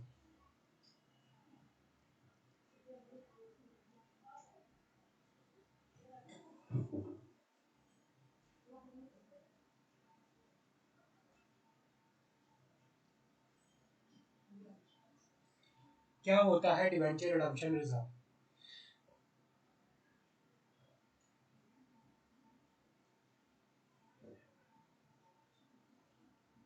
हाँ जी बच्चों, कोई सा बोलो यार। मंशा, क्या हो गया, टेंशन में आ गए हो क्या? मंशा, गौरी, सौरभ, आप लोग तो बोल ही नहीं रहे, कोई अलग सोच में पड़ गए हो क्या? No sir. हाँ, बोलो फिर। No sir. सर ये एक टाइप का रिजर्व होता है जो कि हम इसमें से हम डिवेंचर्स को हम इशू करने के लिए हम ये रिजर्व करके रखते हैं। हाँ, ये कहना चाह रहा है कि जब भी company, when company repay the debenture out of the profit of the company, जब कंपनी के पास प्रॉफिट होता है, जनरल रिजर्व्स होते हैं, उसमें से पैसा निकाल कर क्या करती है, डिवेंचर को रिपे करती है।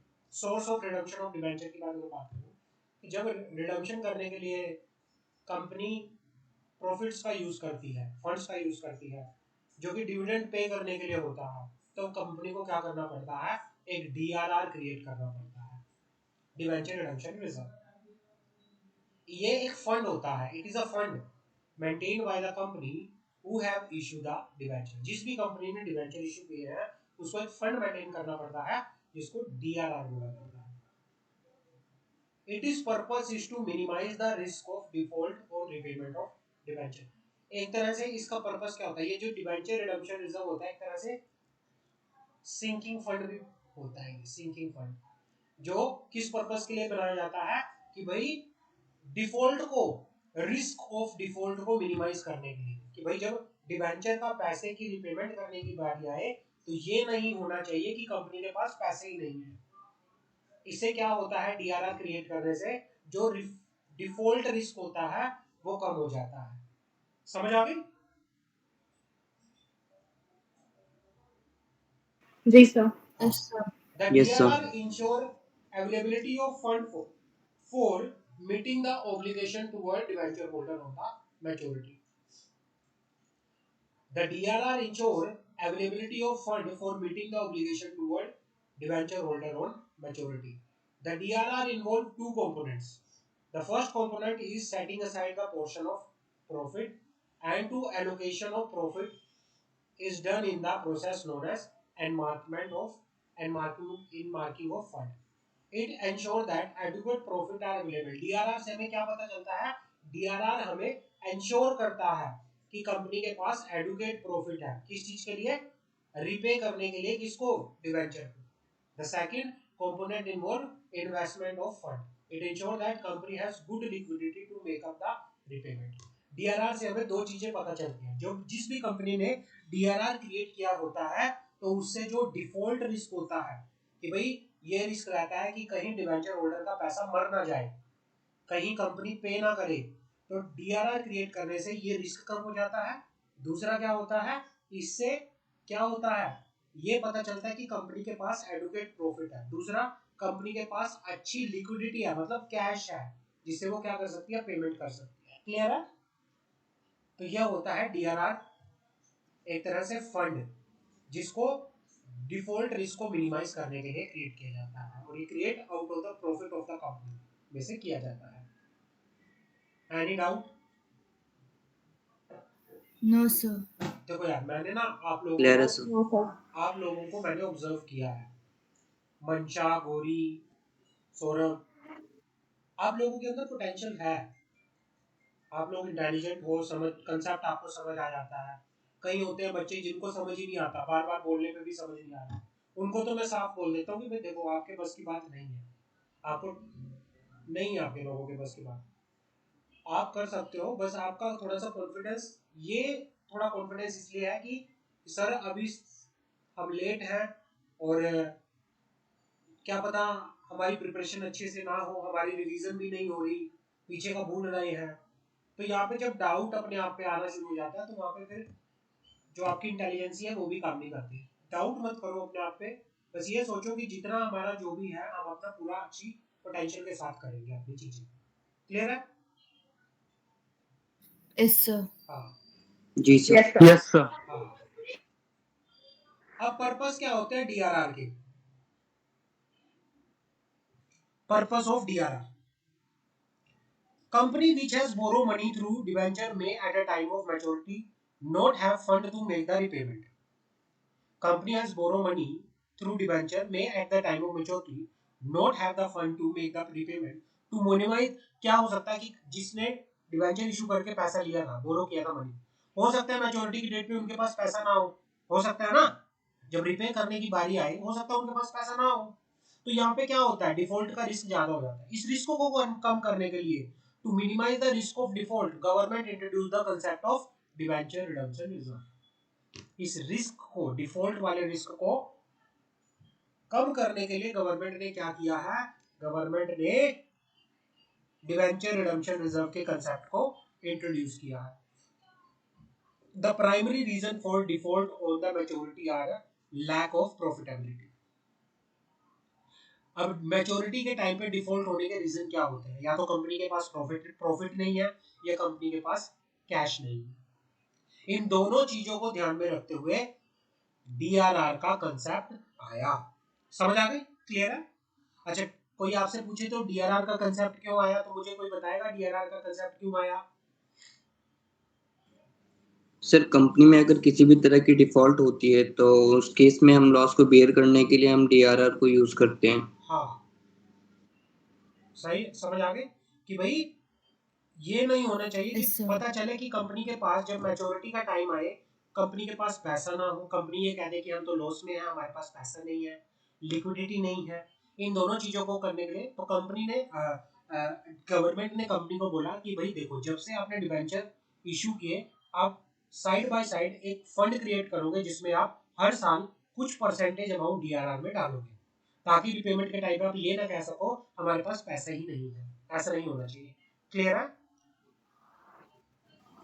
Yes, sir. Yes, sir. हाँ। एनुअली, हर साल, a portion of the profit is earmark for the transfer to the DRR. हर साल कंपनी क्या करेगी, प्रॉफिट का कुछ हिस्सा डीआरआर में ट्रांसफर करेगी। Such earmarked amount cannot be utilized until the repayment of debenture is made. इस डीआरआर अमाउंट को तब तक यूज नहीं किया जाएगा जब तक कि डिबेंचर रिपे नहीं करता, सिर्फ डिबेंचर रिपेमेंट के लिए ही इसको यूज किया जाएगा।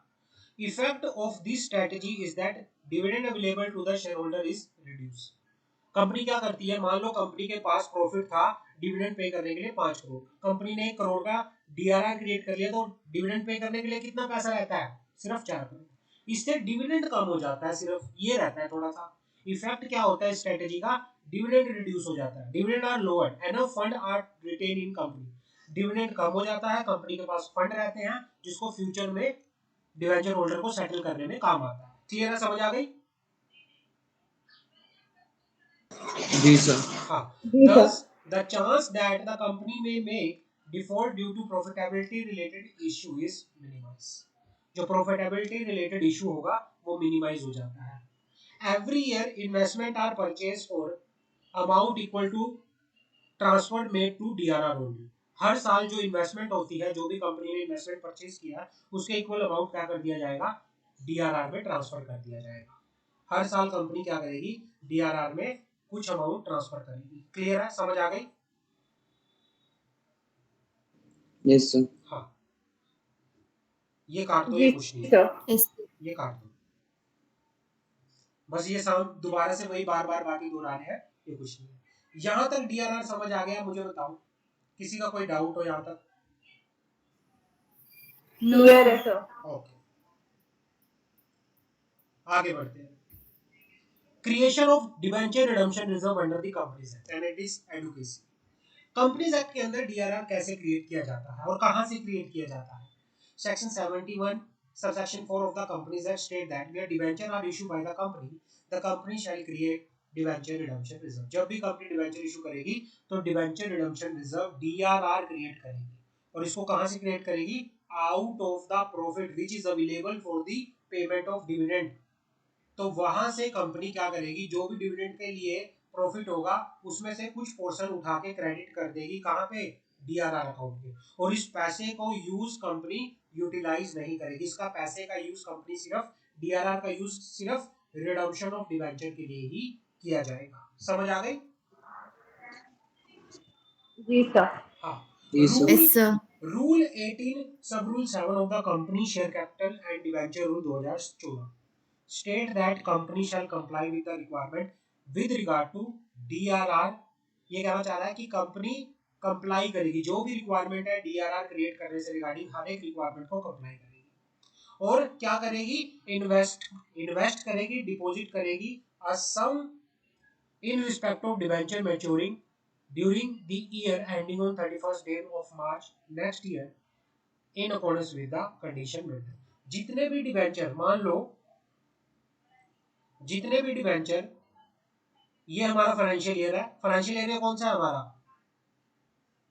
What is of this financial year 2023-24। तो ड्यूरिंग दिस ईयर जितना भी डिबेंचर क्या हो रहे हैं, मैच्योर हो रहे हैं, आने वाले 31 मार्च 2024 तक का सारे का सारा जितना भी डिबेंचर मैच्योर होगा उसके लिए DRR क्रिएट किया जाएगा। उतने मान लो 5 करोड़ के डिबेंचर रिडीम हो रहे हैं, मैच्योर हो रहे हैं, तो उतने इक्वल अमाउंट का अमाउंट कहाँ क्रिएट डाल दिया जाएगा? DRR में डाल दिया जाएगा हर साल, हर साल। क्लियर है?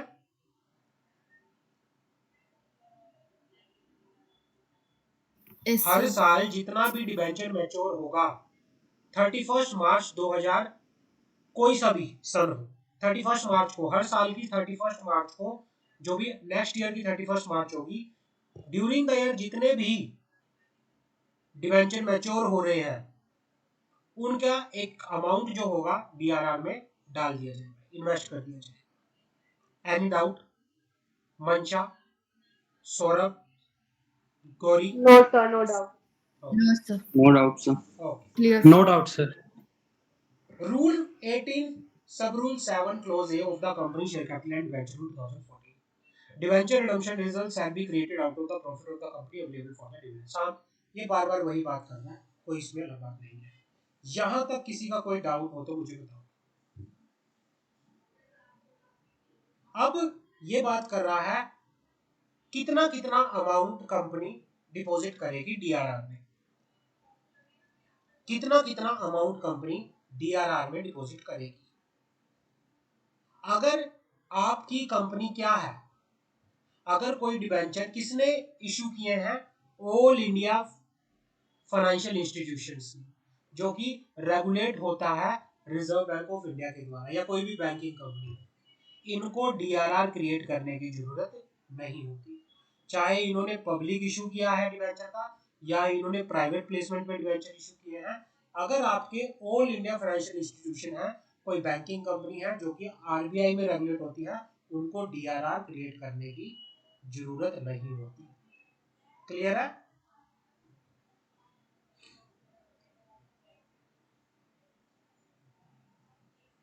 जी सर। हाँ।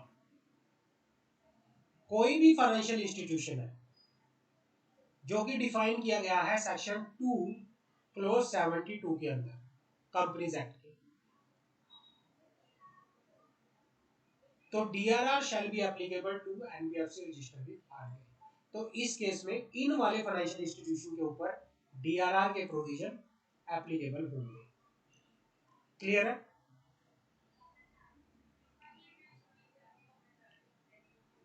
कोई भी ये वाली NBFC registered with RBI under section 45IA of the RBI Act and House Finance Company registered with and National Housing Bank, उसके लिए नो, अब ये बात कर रहे हैं यहाँ पे, कोई भी हाउस फाइनेंस कंपनी है तो उसको DRR क्रिएट करने की जरूरत नहीं है। कोई भी unlisted NBFC house finance company है उसको भी DRR क्रिएट करने की जरूरत नहीं है। पब्लिक बेसिस पे भी प्राइवेट बेसिस पे भी DRR क्रिएट करने की जरूरत नहीं है। Listed company no requirement of DRR। Unlisted company को DRR क्रिएट करने की जरूरत होती है 10% of the value of outstanding debenture. तो यहाँ पे कंडीशन बता रखी है कि भाई कौन कौन सी कंपनी को कैसे DRR। अगर मैं आपसे पूछूं ऑल इंडिया फाइनेंशियल इंस्टीट्यूशन जो कि RBI के थ्रू रेगुलेट होता है या कोई बैंकिंग कंपनी है, क्या उसको DRR क्रिएट करने की जरूरत होती है या नहीं होती? नो सर, नहीं होती सर। नहीं होती। फाइनेंशियल इंस्टीट्यूशन जो सेक्शन 2 क्लॉज 72 में बता रखा है कंपनीज एक्ट के, क्या उसको DRR क्रिएट करने की जरूरत होती है? यस सर, जी सर। कोई भी NBFC RBI के पास रजिस्टर्ड है as per section 45I of RBI act, कोई भी हाउस फाइनेंस कंपनी जो नेशनल हाउसिंग बैंक के पास रजिस्टर्ड है, क्या उसको DRR क्रिएट करने की जरूरत होती है? तो उसमें कुछ अलग से बता रखा है। अगर आपकी कोई लिस्टेड NBFC है, कोई हाउस फाइनेंस कंपनी है, उसको क्या DRR क्रिएट करने की जरूरत होती है? No sir. नो कोई भी अनलिस्टेड NBFC है हाउस फाइनेंस कंपनी के पास, उसको DRR क्रिएट करने की जरूरत होती है? No yes sir, sir, yes sir, no 10%। Sir. नहीं हो। अनलिस्टेड कंपनी को sir DRR unlisted company, listed company को DRR क्रिएट करने की जरूरत अनलिस्टेड होती है? NBFC। हाँ। और किसी भी अनलिस्टेड कंपनी को DRR sir create, unlisted no sir. Company को तो होती है सर। ये अनलिस्टेड NBFC है बेटा, अनलिस्टेड कंपनी ये को वाली DRR NBFC, ये लिस्टेड अच्छा, कंपनी मैं है, सोचा ये कंपनी NBFC की। है। क्लियर है? क्लियर है यस सर। Sir, clear. यहां तक किसी का कोई डाउट तो मुझे बता सकते हैं। No sir, no no clear. Sir, sir. No sir. Okay. Deposit from DRR, कितना DRR में डिपॉजिट रहेगा, कैसे रहेगा, उसकी बात करते हैं। ये पूरे का पूरा जो हमने ऊपर बात की वही का वही सेम है। ये जो हमने ऊपर बात की उसी तरह से सेम है, इसमें कुछ भी अलग बात नहीं है। In case of public issue of debenture by listed company, including NBFC registered with Reserve Bank of India under Section 45IA of RBI Act 1934, house finance company registered with National Housing Bank, and/or issue of debenture by unlisted company other than All India Financial Institution and banking company or NBFC registered with the Reserve Bank of India under Section 45IA of Reserve Bank.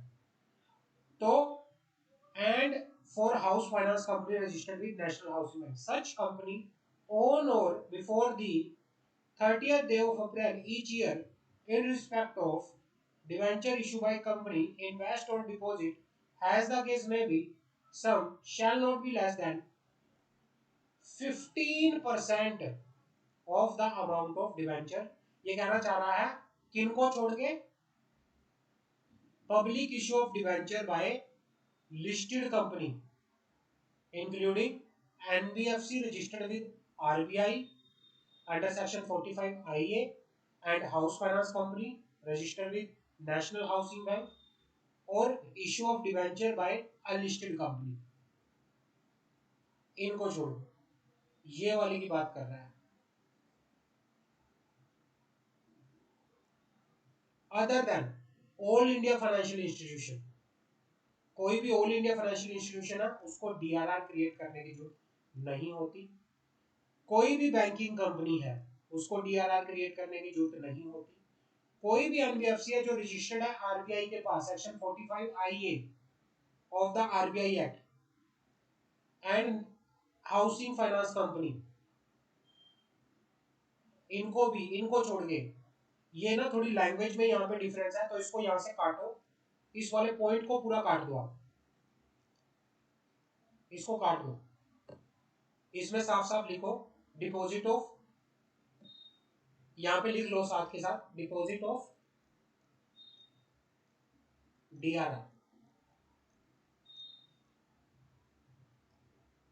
यहाँ पे लिखो subject to the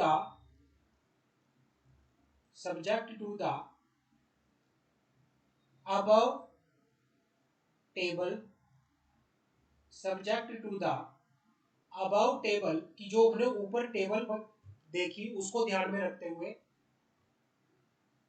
the company issuing debentures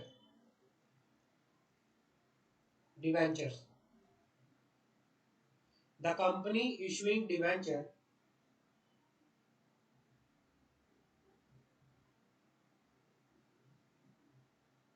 shall in respect of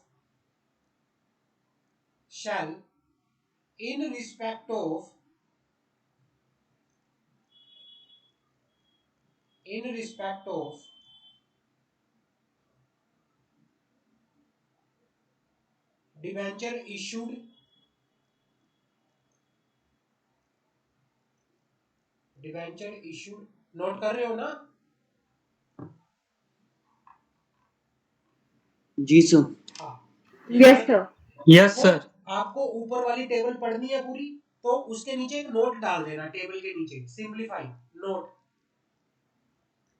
subject to the above table. Okay sir. कि भाई हम अब ऊपर वाली table को ध्यान में रखते हुए कोई भी company, the company issuing debenture shall in respect of debenture issued by such company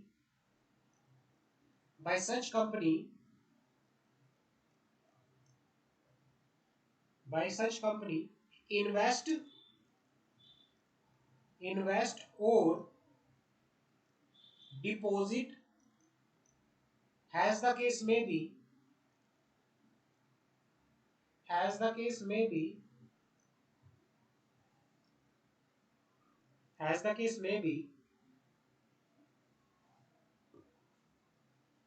a sum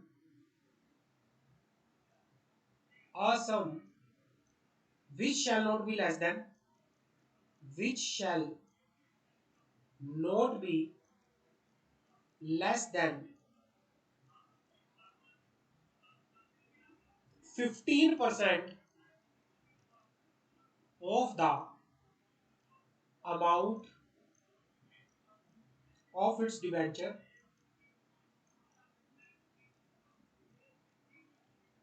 maturing during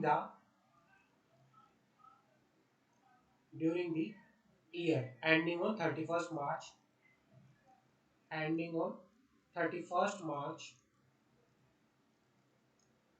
of the next year clear है कि भाई ऊपर वाली टेबल पे जो हमने पढ़ा उसको हम ध्यान में रखेंगे कि किन किन कंपनी को डीआरआर क्रिएट नहीं करना, वो तो अलग बात है, लेकिन जो भी कंपनी, उनको छोड़ के, उनको ध्यान में रख के जो भी कंपनी डिवेंचर इशू करेगी, नॉर्मल प्रोविजन का कहते हैं कि उन कंपनीज को कम से कम 15% जितने भी debenture during the year mature हो रहे हैं, है ना, ending on 31st March of the next year, क्या करेंगे, जितने भी डिवेंचर होंगे उस सारे टोटल डिवेंचर्स का कम से कम 15% आप किसमें डिपॉजिट करोगे, डीआरआर के अंदर डिपॉजिट करोगे। क्लियर है? जी sir. Yes sir.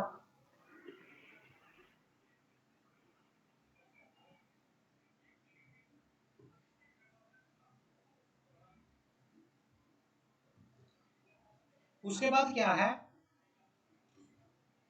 Company DRR में या तो इन्वेस्टमेंट करेगी, और इन्वेस्टमेंट किस तरह से करेगी, या डिपॉजिट करेगी। डिपॉजिट के लिए आपको डीआरआर क्रिएट करना पड़ेगा, या कंपनी क्या करेगी, it may be noted that the amount remaining invested or deposit at the case may be shall not be fall below 15% of the amount of the venture maturing during the year।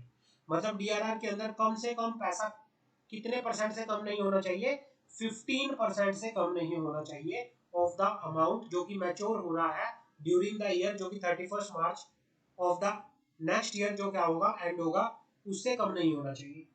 The company may choose any of the given follow method. और investment, DRR की investment purpose के लिए company क्या कर सकती है, या तो पैसे को क्या कर सकती है, किसी शेड्यूल बैंक के में डिपॉजिट कर सकती है उसके पास, या फिर उस पैसे को कंपनी किसी अनअकम्बर्ड सिक्योरिटी, सेंट्रल गवर्नमेंट के किसी अनअकम्बर्ड सिक्योरिटी में क्या कर सकती है, इन्वेस्ट कर सकती है, या किसी इंडियन ट्रस्ट एक्ट के सिक्योरिटी में इन्वेस्ट कर सकती है, या कोई भी unencumbered bond issued by other company as notified under section 20 of subsection subclause F of the Indian Trust Act 1882 इसमें इन्वेस्ट कर सकती है। तो दो चीजें हो सकती है यहाँ पर कि भाई कंपनी को हर साल जब भी कंपनी डीआरआर क्रिएट करेगी तो कितना कम से कम डीआरआर रखना पड़ेगा, कंपनी को कितना बैलेंस रखना पड़ेगा डीआरआर में, 15%।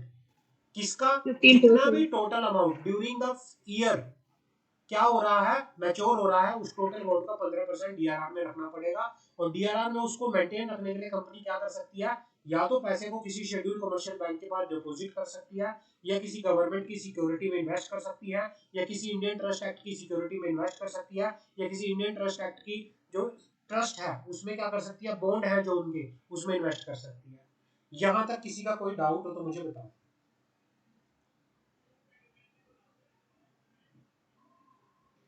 नो डाउट सो, कोई No किसी doubt. का डाउट? क्लियर है सर। अब ये बात कर रहा है यूटिलाइजेशन कैसे होगा, उस डीआरआर का यूटिलाइजेशन किस तरह से किया जाएगा। जो भाई जो भी अमाउंट आपने डीआरआर के अंदर यूटिलाइज किया है, इन्वेस्ट किया है, आप उसको किसी दूसरे पर्पस के लिए यूज नहीं कर सकते। The above shall not be used for any purpose other than the redemption of debenture maturing during the year referral. Amount credited to the DRR shall not be utilized by company except for the purpose of redemption of debenture। और जो DRR create हुआ है इसके बारे में disclosure director अपनी report में भी देंगे। Amount which transfer as debenture redemption reserve is to be disclosed in the director report। तो DRR के प्रोविजन में किसी का कोई डाउट हो तो मुझे बताओ। Any doubt? Any doubt in the provisions of No, DRR? sir. No sir. ठीक है, मुझे आपको एक टॉपिक समझाना है, लेकिन उस टॉपिक को समझाने के लिए मुझे आपका कम से कम हाफ आवर से लेके 1 घंटा तक भी लग सकता है, जो कि है डिवेंचर ट्रस्ट। तो मैं संडे की क्लास रखूंगा, संडे को मॉर्निंग में 10 बजे से लेके 12 बजे, जिसमें हम पहले करेंगे जीआईजीएल, उसके Okay. बाद करेंगे कंपनी लॉ का ये वाला चैप्टर कंप्लीट। इसमें डिबेंचर ट्रस्ट का एक पॉइंट रह गया है, वो करने के बाद इसको हम क्लोज कर देंगे ये चैप्टर। फिर हम नेक्स्ट क्लास में डिपॉजिट वाला चैप्टर करेंगे शुरू, और जीआईजीएल में भी हम एक नया चैप्टर शुरू करेंगे। तो Okay, sir. आप संडे को मुझसे मिलना, संडे को आपसे बात करते हैं। कल की क्लास हमारी कॉर्पोरेट अकाउंटिंग की रहेगी, वही टाइम 3 बजे। क्लियर है, सेम टाइम पे मिलेंगे 3 बजे, corporate accounting and setting up of business. Clear है, Okay, क्लियर sir. चलो मिलते हैं कल की क्लास में, अभी के लिए इतना ही है। Thank you so yes much, sir. कल की क्लास में मिलते हैं, ठीक है।